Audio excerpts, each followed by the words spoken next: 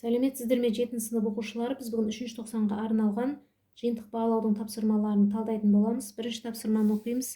Суға түсіп кеткен адамды құтқарушы балалардың суреті берілген. Қай баланың әрекеті дұрыс деп санайсыз? Енді бұл жерде с нұсқасы дұрыс деп санаймыз. Бірінші, мына екінші бала. Екінші бала. Себебі бала мұзға аз қысым түсіреді. Оның себебі мына аудан қысым түсіретін беттің ауданы қаншалықты үлкен болса, ол аз қысым түсіреді. Мұз ойылып кетпейді. Үлкен ауданмен қысым түсіріп тұр. Сондықтан екінші баланыкі дұрыс болады. С нұсқасы дұрыс.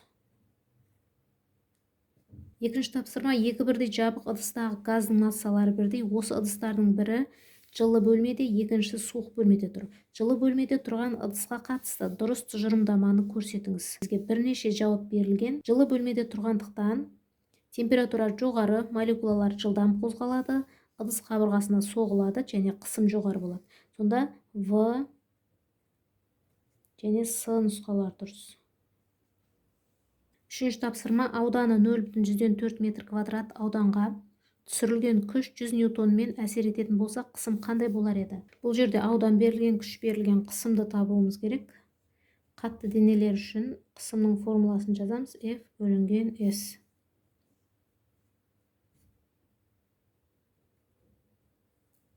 Күш 100 ньютон. Аудан 0,4 метр квадрат. Тең 2500 паскаль.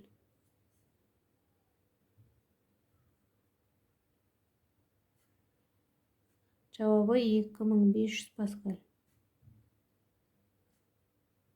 Төртінші тапсырма. Табандары бірдей 3 контейнер бірдей деңгейде бірдей сұйықпен толтырылған. Дұрыс тұжырымдаманы таңдаңыз. Бұл жерде дұрыс тұжырымдама Б. Контейнер түбіне түсірілген қысым мәні сұйық бағананың биіктігіне, сұйық тығыздығына тәуелді болғандықтан барлық ыдыстарда бірдей болады. Себебі бұл жерде барлығында бірдей сұйық, сондықтан олардың тығыздықтары бірдей. Тығыздықтары бірдей болғандықтан қысымның мәні бірдей шығады. Бір формуламен анықтаймыз. Келесі В нұсқасында егерде ыдыстарға құйылған су бағанасының биіктігі 20 см деп есептесек, онда контейнердің түбіне судың түсіретін қысымын есептеңіз. Судың тығыздығы берілген және G-дің мәні берілген. Қабыжға келтіреміз. 20 см метрге айналдырамыз, 100-ге бөлеміз. 0,2 метр. Сұйықтардың қысымының формуласы ρGH. Судың тығыздығы 1000 килограмм бөлінген метр куб. Көбейтеміз 10 ньютон килограмм. Көбейтілген биіктік 0,2 метр. Тең 2000 паскаль. Немесе 2 килопаскаль деп алуға болады.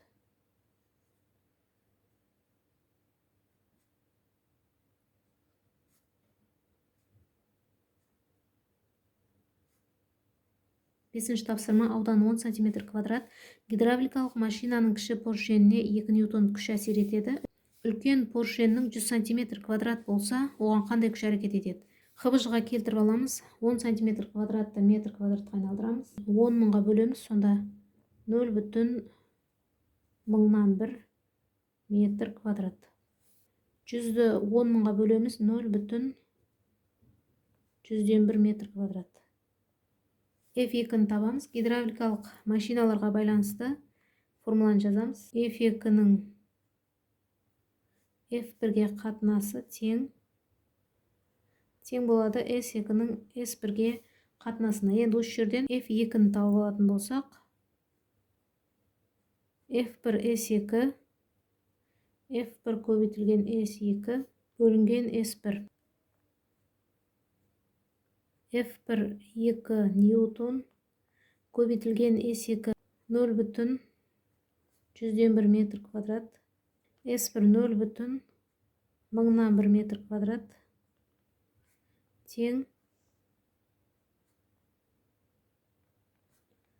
Жауабы 20 ньютон. 6-шы тапсырма көлемі 5 дециметр куб болатын дене толығымен суға батырылғанда оған әсер ететін кері итеруші күш 50 ньютонға тең болса, сұйықтың тығыздығы қандай? Жүйенің мәні берілген. Қыбыжыға келтіріп аламыз. 5 дециметр кубты метр кубқа айналдырамыз. 0,5 метр куб. Кері итеруші күш ол Архимед күші. Формуласы ρ G көлем. Осы формуланы түрлендіріп, мына тығыздықты тауып аламыз. Роны. Кері итеруші күш бөлінген G көлем. 50 ньютон бөлінген 10 ньютон килограмм көбейтілген көлем 0,5 метр куб тең 1000 килограмм метр куб.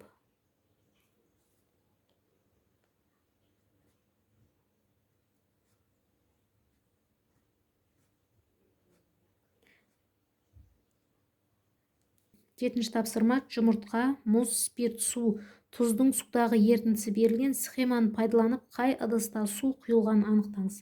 Енді бұл 7-ші тапсырма бойынша мына суретке қараймыз. Мына тығыздықтарына қарай анықтаймыз. Мына бірінші ыдыста мұз бен жұмыртқа ол батып кеткен, демек мұз бен жұмыртқаның тығыздығы мына сұйықтықтан үлкен болып тұр. Бұл жерде сұйықтық спирт деп алуымыз керек. Себебі спирттің тығыздығынан мұз бен жұмыртқаның тығыздығы үлкен болып тұр, сондықтан ол батып кеткен. Бірінші ыдыстағы ол спирт. Ал екінші ыдысқа қарайтын болсақ, мұз судың бетіне шығып тұр. Ол мына сұйықтықтың тығыздығынан тығыздығы аз болып тұр. Мұздың тығыздығы 900 болса, судығы 1000, судығы үлкен. Сондықтан ол судан жоғары шығып тұр. Ал жұмыртқаныкі ол судан көп. Сондықтан батып кеткен. Бізге осы су екінші ыдыста екен.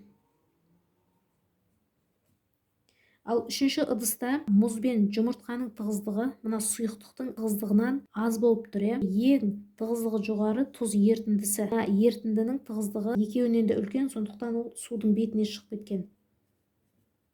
Оны тұз ерітіндісі деп алсақ болады.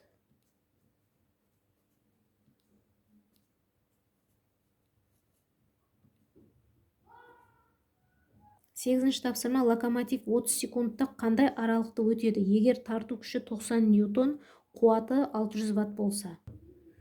Қуаттың формуласы жұмыс бөлінген уақыт. Жұмыс F көбейтілген S-ке тең. Онда мына жұмыстың орнына мына формуланы қоятын болсақ,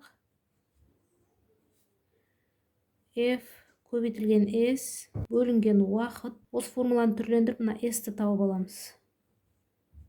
Қуат көбейтілген уақыт бөлінген F күш. Қуат 600 ватт. Көбейтілген уақыт 30 секунд. Бөлінген 90 ньютон тең 200 метр. Жауабы 200 метр. Оқушылар осымен 3-ші тоқсанға арналған 7-ші сынып бойынша жиынтық бағалау тапсырмаларын талдау аяқталды. Келесі сабақта кездескенше сау болыңыздар.